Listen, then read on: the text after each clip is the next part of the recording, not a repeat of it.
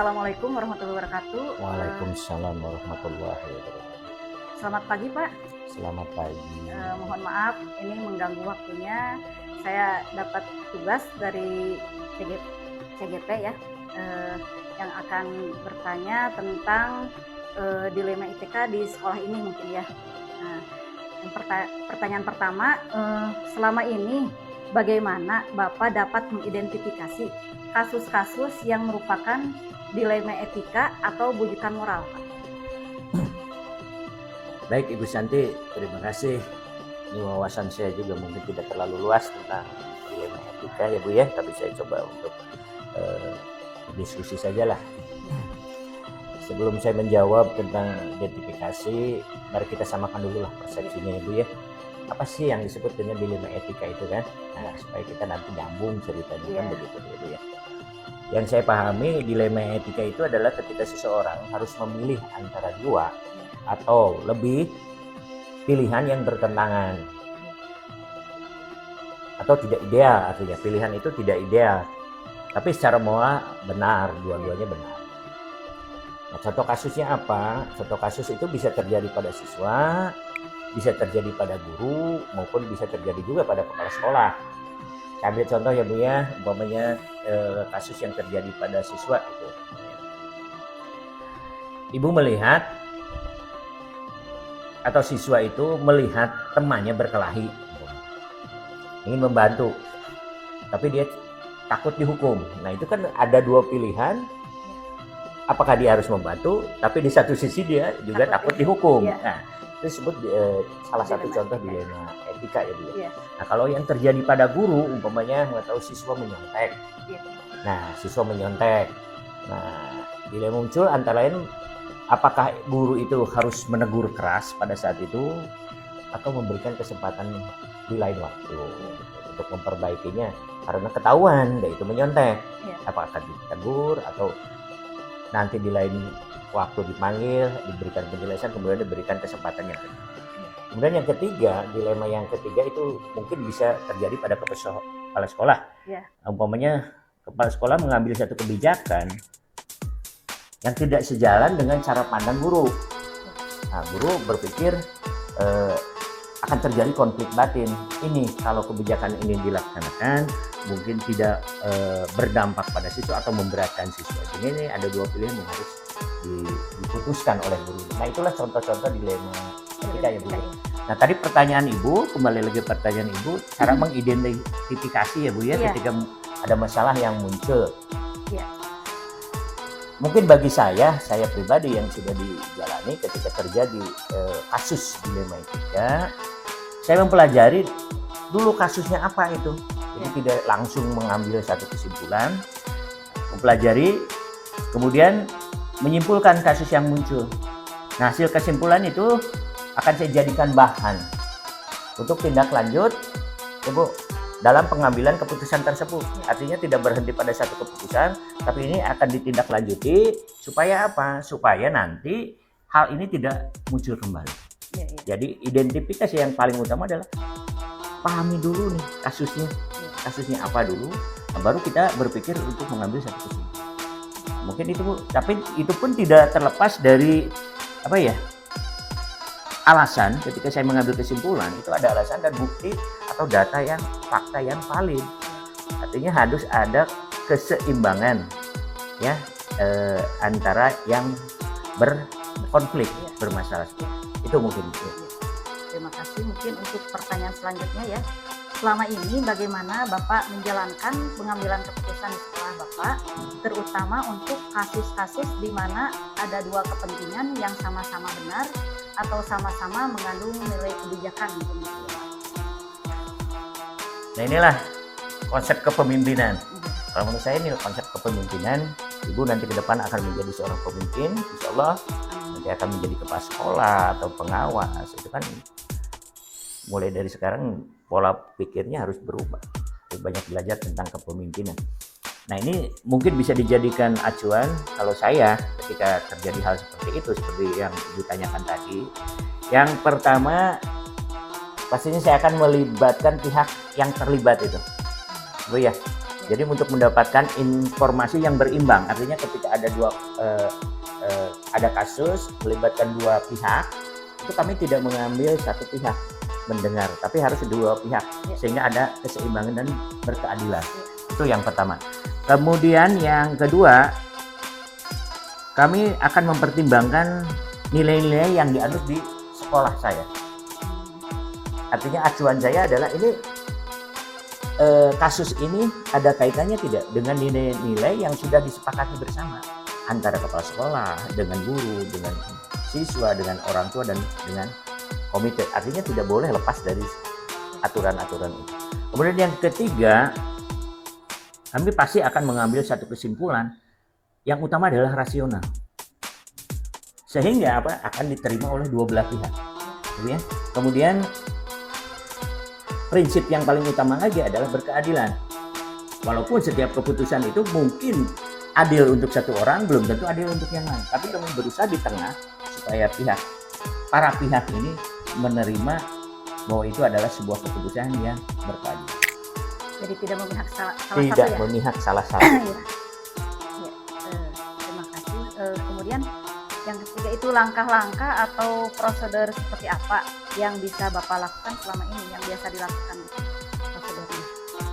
Nah, ketika muncul satu masalah, yang pertama saya mungkin akan mengidentifikasi dulu masalahnya. Apa sih kok muncul masalah seperti ini? Akar permasalahannya dan sebagainya. Kami identifikasi dulu secara detail gitu kan, dari kedua belah pihak itu. Kemudian mengidentifikasi dari para pihak. Sekali lagi tadi saya sudah katakan, supaya berkeadilan itu berarti harus melibatkan para pihak yang munculnya kasus tersebut. Kemudian menyusun strategi. Strategi ini bisa metodologinya, bisa pendekatan dan sebagainya untuk menyelesaikan masalah tersebut ya. Ya. Kemudian yang ketiga, yang terakhir baru mengeksekusi, mengambil keputusan atau tindakan, dan selanjutnya mengevaluasi, tapi berdasarkan data, fakta dari hasil identifikasi tersebut. Sehingga tidak keluar dari pokok permasalahan yang muncul. Gitu kan. Tidak melebar ya Pak ya? Tidak melebar. Kemudian hal-hal apa saja yang selama ini Bapak anggap efektif dalam pengambilan keputusan pada kasus-kasus dilema etika yang muncul di sekolah SDN 1 Cangela? Yang pertama kami mengidentifikasi mungkin pertanyaan-pertanyaan yang muncul lah, ya, permasalahan-permasalahan yang muncul. Kemudian membuat daftar fakta. Ini faktanya relevan tidak nih? Artinya ada validitas data, gitu ya, ada validitas data. Artinya kita tidak bisa mendengar secara sepihak. Tapi kita ketika mendengar data, penyampaian masalah dan sebagainya, kita pun mencari kebenaran data tersebut, sehingga di sini ada validitas datanya kan bisa dipertanggungjawabkan gitu kan. Kemudian mengidentifikasi pihak terkait,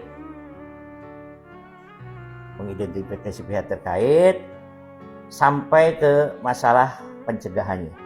Artinya apa? Nah gini, saya lebih menekankan kepada hal yang sifatnya preventif. Kasus yang muncul hari ini itu ketika kita identifikasi, ketika kita rumuskan masalahnya, ketika ambil kesimpulan, ini tidak boleh terjadi lagi di masa yang akan datang.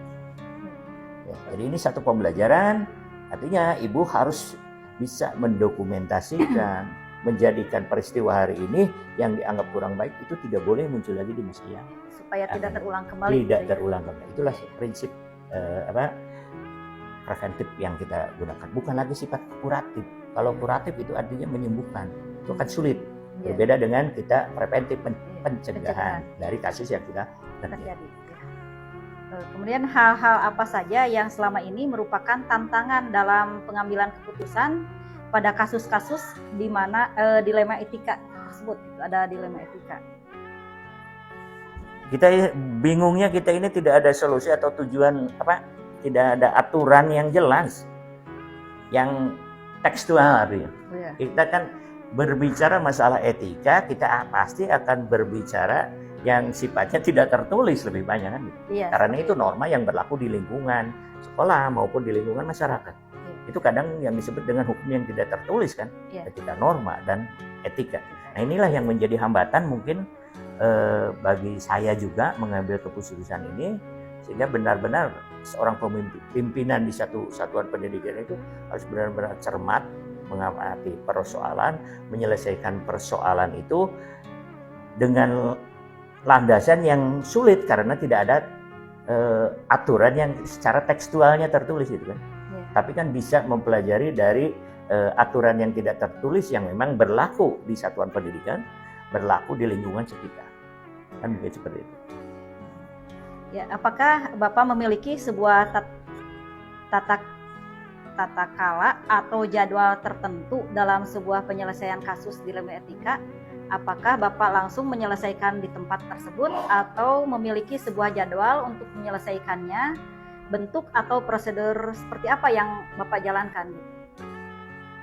Kalau jadwal kita tidak punya, saya terus terang saja lah. Kalau jadwal masalah dilema etika itu kami tidak punya. Karena sekali lagi yang saya katakan tadi ini sifatnya lebih bersifat tidak tertulis, aturan-aturan yang tidak tertulis, tapi harus dipatuhi oleh semua.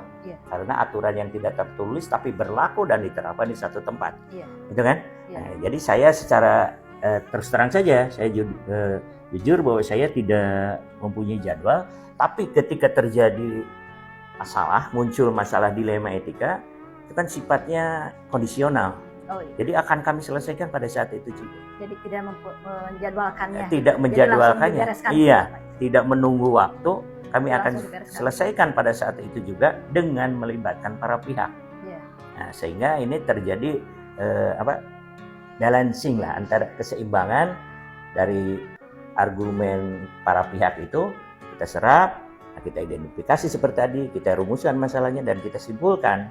Nah, artinya tidak menunggu waktu bahwa kasus ini akan ditunda nanti saja minggu depan atau bulan depan, itu akan menjadi bom waktu nantinya. Belum lagi dengan kesibukan kita atau ibu nanti ketika menjadi seorang pimpinan di satuan pendidikan lupa karena kesibukan tugas dan sebagainya. Jadi lebih baiknya kalau menurut pendapat saya ketika terjadi kasus dilema etika selesaikan hari ini. Apakah seseorang atau faktor-faktor apa yang selama ini mempermudah atau membantu Bapak dalam pengambilan keputusan dalam kasus-kasus dilema etika?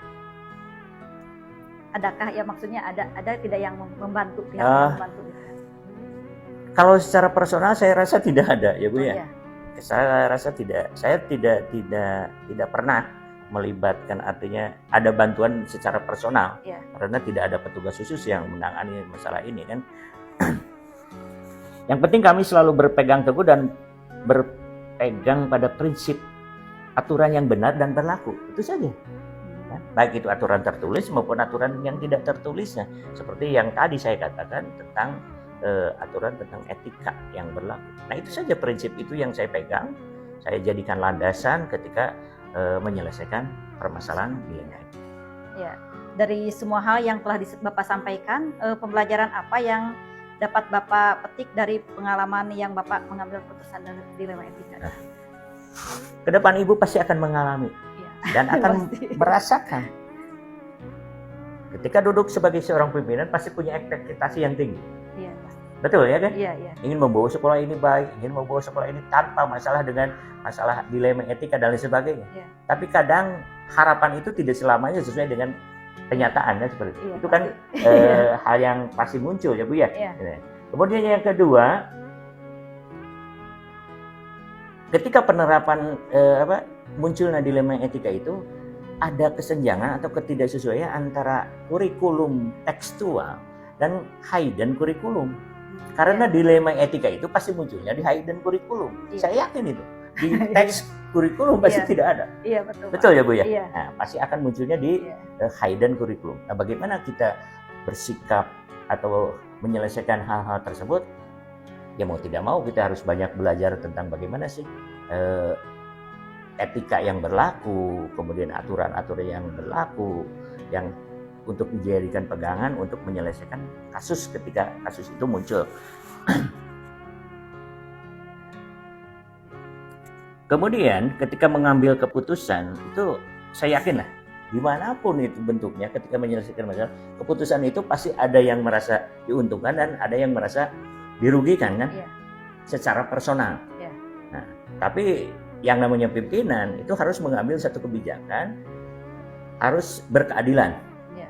Artinya para pihak ini merasa ya itulah jalan tengah terbaik. Salah satunya adalah saya katakan tadi, ibu tetap berpedoman, berperilaku profesional, berpegang pada aturan yang berlaku, kemudian menyampaikan argumen alasan pengambilan keputusan itu rasional. Ya. Sehingga tidak no debat, artinya Oh, iya. tidak debatable lagi. Kalau tidak rasional pasti debatable, artinya akan terus berkelanjutan. Tapi ketika rasional itu no debat, selesai kan seperti itu. Dan yang terakhir adalah yang tadi di awal saya katakan, jadikan kasus yang muncul pada hari ini tidak akan terjadi lagi pada kasus yang akan.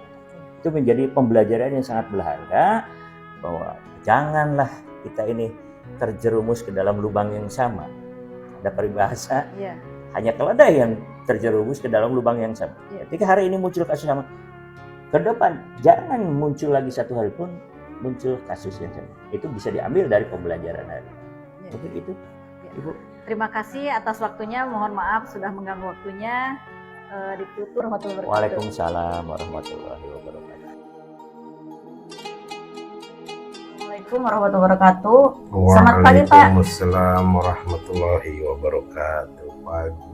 Iya, mohon maaf mengganggu waktunya. Ini saya ada tugas dari CGP ya tentang dilema etika yang terjadi di sekolah Bapak ya. Selama ini bagaimana Bapak dapat mengidentifikasi kasus-kasus yang merupakan dilema etika atau bujukan moral? Alhamdulillah, selalu setiap ada kasus kita identifikasi kasusnya seperti apa, lalu kita musyawarahkan bersama Dewan Guru dan secepat mungkin RA rencana aksi untuk mengantisipasi kasus demikian. Ya, selama ini bagaimana Bapak menjalankan pengambilan keputusan di sekolah Bapak, terutama untuk kasus-kasus di mana ada dua atau kepentingan yang sama-sama benar atau sama-sama yang mengandung nilai kebijakan?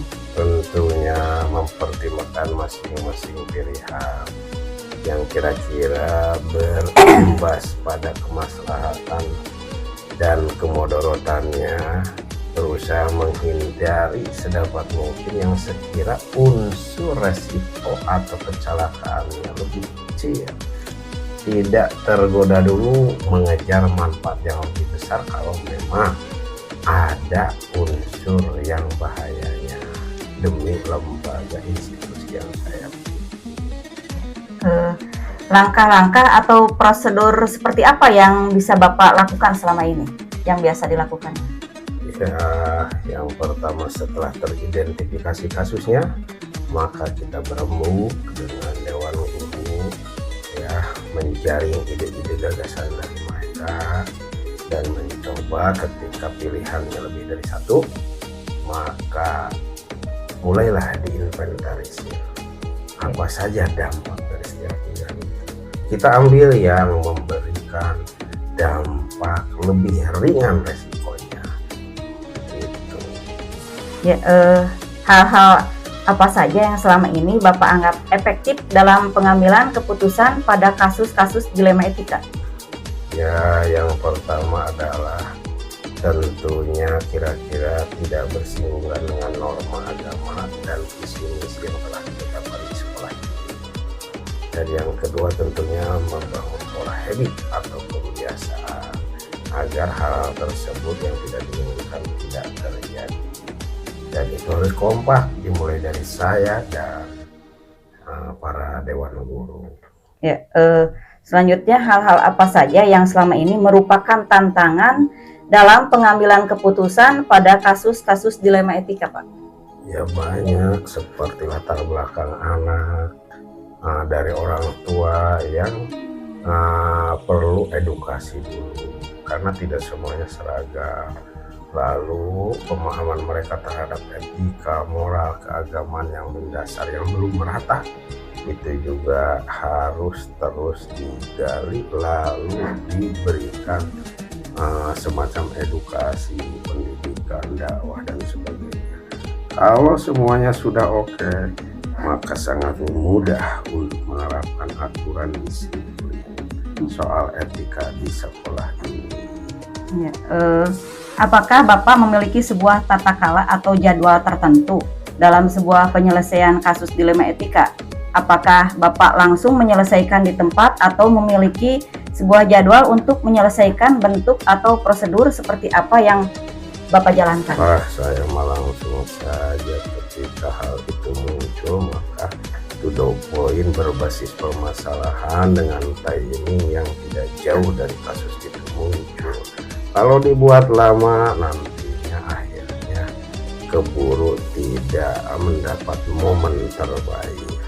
Jadi tidak mengada-ada, namun ketika ada langsung gercep gerak cepat. Oke.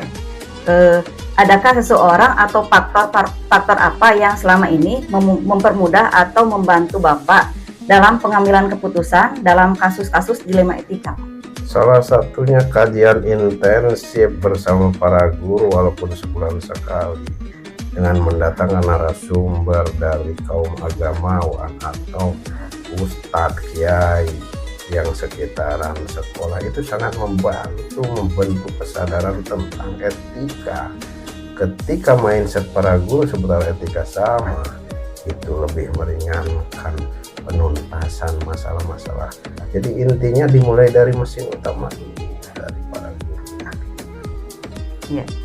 Dan semua hal yang telah disampaikan, pembelajaran apa yang dapat Bapak petik dari pengalaman Bapak mengambil keputusan dilema etika? Banyak. Kita tidak bisa memimpikan sekolah tanpa masalah sedikitpun. Justru masalah itu mendewasakan. Saya sebagai leader mendewasakan para makmum atau guru-guru binaan saya. Masalah itu tidak perlu dihindari, namun ketika ada sedikit kita antisipasi, kita carikan solusinya. Disitulah peran kita sebagai pendidik bagi anak didik, seperti itu. Terima kasih, mungkin segitu saja pertanyaan dari saya. Mohon maaf sudah mengganggu waktunya. Assalamualaikum warahmatullahi wabarakatuh. Waalaikumsalam.